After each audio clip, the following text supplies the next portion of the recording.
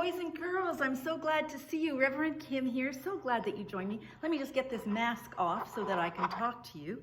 Of course, you can see that I'm in the church, and so it's so wonderful to be here today. As you might know, we will be gathering in person soon, and so I thought it would be nice to come in and maybe do the story for you today in the church.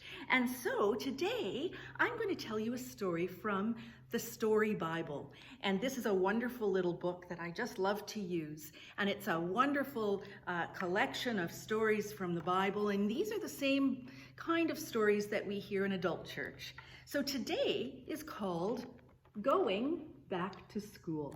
Now, I know many of you are preparing for going back to school, and I know that it can be a little scary, especially since you haven't been there for at least 6 months. And so I hope that you know that you will be held in our prayers as you return to the classroom, and I hope that you will be safe. But let's hear this story, and this is based on a book from the Bible, Matthew, and that's chapter 16, verses 21 to 26.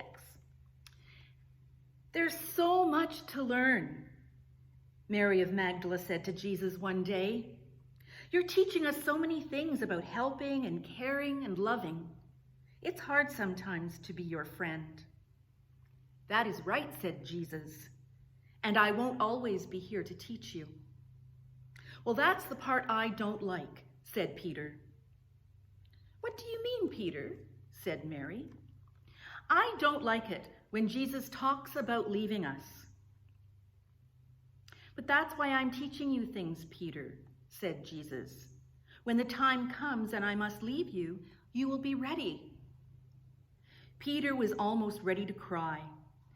He stood up and walked away from where the other disciples were sitting. He found a rock to sit down on.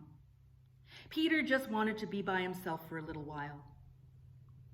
Mary and Jesus just kept talking with the others for a little while, and then Jesus got up and walked to where Peter was sitting. He put his hand on Peter's shoulder.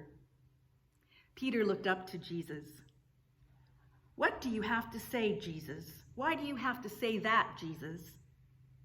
Peter said, I hate it when you talk about going to Jerusalem. I hate it when you talk about how people there might hurt you, kill you. I hate it. That night, Jesus and his friends sat around their campfire. They had some fish and some bread to eat, but they didn't talk very much. Try not to be afraid, Jesus said to the disciples. I know it's hard, but please try, because some bad things are going to happen. I don't know exactly what those bad things are going to be, but I do know that I have to go to Jerusalem, and I know the rulers there are afraid of me, and they might try and hurt me. Mary stood up and put some more sticks on the campfire. The light in the fire showed that she had tears in her eyes. I'm asking you to do a very hard thing, said Jesus. I want you to leave your family. I want you to leave your friends. I'm asking you to leave all those things and come and follow me. It'll be hard, and you will cry. But if you do this, you will find something much more wonderful. Jesus sat quietly for a while. None of the disciples said anything, but they were thinking about what Jesus had said. Here's a hard thing to understand, said Jesus. He was smiling now. If you hold on to all the good things in your life, you're going to lose them. But if you lose them, you will find new things in your life that are much better. I still don't understand, said Peter. I know, said Jesus.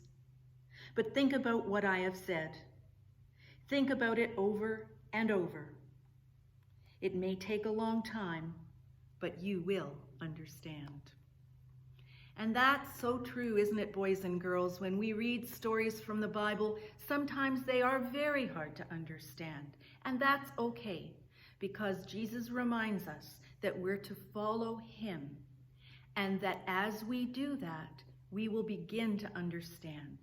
And so just put one foot in front of the other and continue to be schooled in the lessons from the Bible.